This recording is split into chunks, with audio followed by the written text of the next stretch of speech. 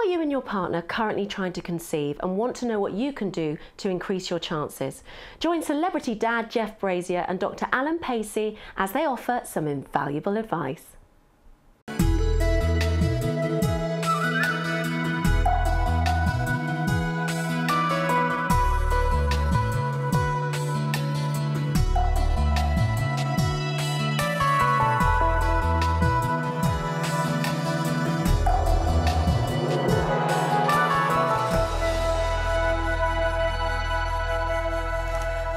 And a very warm welcome to Health and Wellbeing.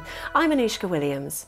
Now, when trying for a baby, the majority of women will cut back on alcohol, quit smoking, make sure they're eating a healthy diet and take supplements to increase their chances of conceiving. But what about men? While some make healthy lifestyle changes, many will continue to do what they were doing before they started trying for a baby, perhaps not realising that what they do or don't do does have a big impact on the likelihood of their partner getting pregnant. Well, here to discuss these issues and offer some advice for couples looking to conceive are celebrity dad Jeff Brazier and fertility expert Dr. Allan Pacey. Welcome to you both. Thank you very much for stopping by. So then, coming up on the show today, we discuss some of the problems couples have in conceiving. Allan and Jeff offer some helpful tips to the nation's would-be dads, and all your questions will be answered live. Now, we are live this evening, so if you have any questions for Jeff or Dr. Pacey, please use the box on your screen and we will do our best to tackle them over the course of the next 15 minutes or so. And if you are tweeting whilst watching the show, please use @Proxy Plus or the hashtag Studio Talk TV and we'll try and give you a mention. So then, now I just want to read out this, I've got some interesting findings from a recent survey by Proxy Plus, which apparently found that 30% of men who are trying for a baby still drank 10 units of alcohol, and less than half of these men actually changed any diet choices. So why do you think it is, I'll address this to you, Dr. Pacey, why do you think it is that men are so reluctant to make any changes? I think men sometimes need a push and a shove. I think women are far more in tune with their bodies about fertility issues, and they're far more connected with good lifestyle choices.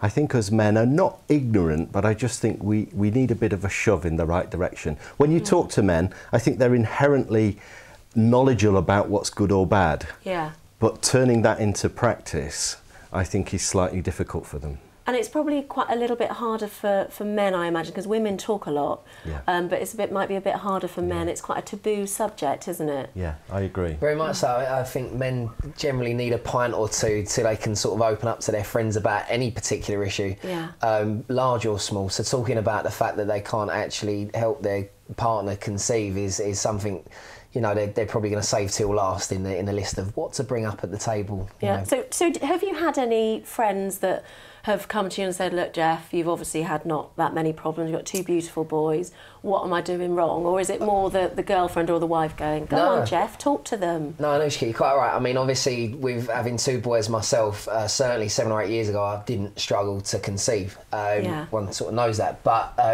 my reason for being involved is because I do have a few friends in sort of learning about the subject and doing a bit of research. I got a few phone calls from a few good friends that said, you do know that we have struggled to conceive for the last couple of years. And one particular couple who I used to play football with, this guy, and he just said, we struggled for 7 years, went through everything. And it was really kind of, it was hard to learn about all of the difficulties that he faced in that relationship. Had the fact that luckily they're strong enough to have come through it, but you can imagine it becomes all about having the baby and all of the, you know, when they get down to the act of doing a do, instead of it being about emotion and fancying each other, it was just a regimental exercise for a number of years. So it took the fun out of it, it took the sort of the lust out of it. Yeah, the sexy bit out. Do you know what's really hard as well is that even though now they've had 2 children, after, you know, lots of IVF and lots of things that he did, you know, to increase his chances, such as the dieting and getting rid of the alcohol and stopping smoking,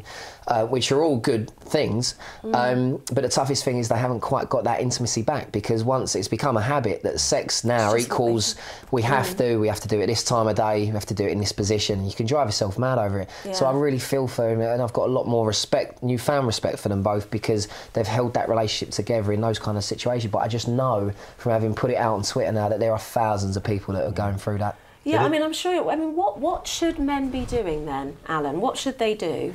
Well, I think Jeff raised an interesting point there, that the biggest thing that I hear from couples is the fact that fun has gone out of sex.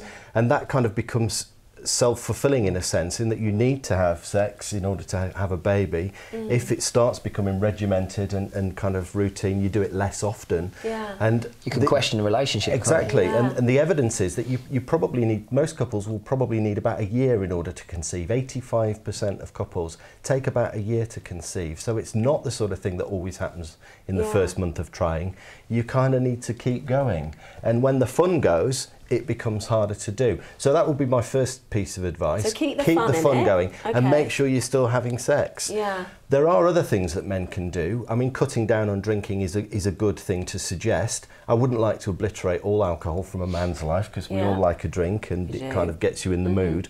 Smoking is something that I would suggest men stop doing. The chemicals in cigarette smoke damage the DNA inside sperm, and that can lead to not only infertility, it can also contribute to miscarriage in their partner. Oh, really? So men need to look after themselves in that respect. Right. Loose pants, that's always a good thing to do. So no Speedos or anything? Get rid of the Speedo. I'm very concerned about this because I've been Jeff. wearing tight pants for a number of years. And, you know, I think that helps me actually get girls to the stage where they're willing to be my partner to potentially conceive. But I'm going to have to change my tactics at the stage of having a girlfriend and go loose. But I'm not... Go loose. It'd be more comfortable, I would have imagined. I would imagine. The evidence is, from a study we've just done, is that if you wear tight pants, you're 2.5 times more likely to have a fertility problem. So also, what about sort of diets and exercise? What kind of, are there any sort of superfoods that we could keep eat? fit. Being overweight can contribute to poor fertility, but superfoods, yes, so we've got some down here. Have to eat healthily. Now, this is kind of the upper end of the market, isn't it? Oysters, full of selenium and zinc, as is Brazil nuts and chocolate. But I think a good piece of advice is just eat healthily. We know what healthy is. Yeah. Get rid of the pizza, get rid of the processed food. Eat 5 portions of fruit and veg a day, and you can't go far wrong. So do they need to totally eradicate pizzas and stuff, or you can have a little bit? Treats. That's the word. And so there's supplements as well that people can take. What do the supplements actually do? Because I think we've got a little bit of video. Could you just talk us through exactly? I can. The video is showing the process of sperm production. Yeah. And I think the important thing to remember is that if you change your lifestyle on Friday, you're not going to see an improvement by Monday. It takes 3 months for a sperm to be produced. It's a complicated process. All the little cells in the testicle have to divide and divide in the right way. The sperm tail has to grow. Yeah. And then there's a period of time where the sperm pass through a coiled tube on the side of a man's testicle. It's called the epididymis. If we were to stretch it out, it would be as wide as this studio. And the sperm pass down that in about 10 days. And it's only at that point that they're ready to be released and to go and fertilise an egg. The issue is that if there's any damaging things that happen during that time, then it can affect your chances of being a dad. So you have to be healthy for quite a long period of time. Very much a numbers game, isn't it? I mean, the way I look at it, I try and sort of give a metaphor to everything, or an analogy, and we've all got little swimmers that we want to obviously be very, very good. As I said to you, it's very much the marathon, not a sprint. But I think if you do cut down on the smoking, the alcohol and the diet, it's almost like you're giving your sperm flippers and a swimming hat that might help, and also some goggles so they can see a little bit better, and maybe, you know, a torchlight so they can see around the epididymis. It's like more goes at the National Lottery. That's what it is. It's like entering a lottery. So do you think then, on the back of what Jeff just said there, that we need to start planning our families sooner? Because I think, you know, you watch a film and there's a couple and all of a sudden they're pregnant, and you have this kind of idea that it's going to be very quick.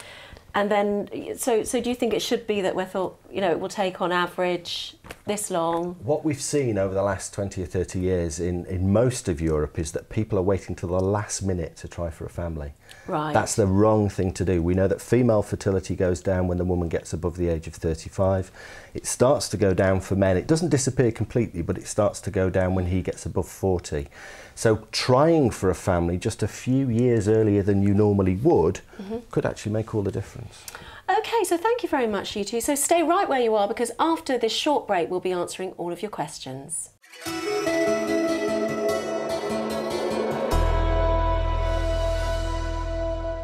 Right, then, so I've got some questions here which we're going to go through then. So this is the first question for you, and I think I'll ask both of you. Generally, feel free to chip in. Can you actually improve? This is from Anne. It says, can you actually improve sperm mobility and quality in general? My husband has poor quality sperm. So what should they be doing? Well, there are genetic reasons for having poor quality sperm. There are medical reasons for having poor quality sperm. But for men where there's no obvious problem, you can improve matters by taking certain supplements or by eating better or by changing your pants, and that's all been shown. There was a study recently looking at, I think, 35 different studies and looking at men's antioxidant intake. That's just the kinds of things that is in fruit and vegetables. In men that were taking antioxidants, they became nearly 5 times more likely to have a baby, just by that simple change. Oh, I see. So depending on the reason, and obviously we don't know the reason that couple have just described, it may indeed be possible. Right, okay, and I've got another one here for you as well, and I think, obviously again, Jeff, if you feel free to chip in. This one's from Sarah, and she said, my husband has a low count, it's at 1.5 mil, and has been given the usual advice, vitamins and heat. Does that make sense to you? Remove the heat. Oh, so she was saying, is there anything that we can do? Well, keep trying. It ultimately depends on things like age, how long you've been trying. Now that sperm count is rather low, I have to say. It's not great, but if they're young enough, and we don't know their ages, they may still get there. Right. You know, if I've seen patients with 100,000 sperm really get a pregnancy quite unexpectedly. Right. So it is possible. But if they aren't managing to do it, then don't delay the IVF, because that may be the ultimate thing that they need. And, you know, just trying kind of these remedies at home, if they ultimately don't work, you want to get to IVF as quickly as you can. Oh, really? So give it a year, wait till it's... give it a year, and then think about going for IVF. I've learned a lot from Dr. Pacey actually over the last day, and another thing that I've learned is that the best time of day is actually in the morning. It's when you're at your most productive bowel account. So yeah, in the morning before you go off to work, maybe get up 20 minutes earlier. 10 minutes if you want. It's Set the alarm. Yeah, you could do it. Sperm count's slightly higher in the morning. Oh, really? So there's another tip for you. And I've got one here from Victoria in Cardiff.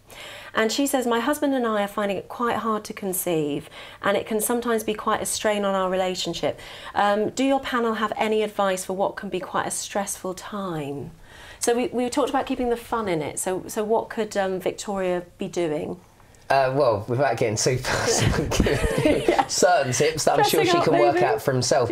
Obviously, they've got to know that they're in that relationship, they're trying to conceive, and they're a team, and they've got to support each other through it. The old perception is always that it's the woman who may have the issues, and that's why it's taking so long. But that realistic idea of it not being 6 months, but it's usually a year that the average couple conceive their first child or any child. So obviously to not be in a rush and to not be stressed, keep your stress level down.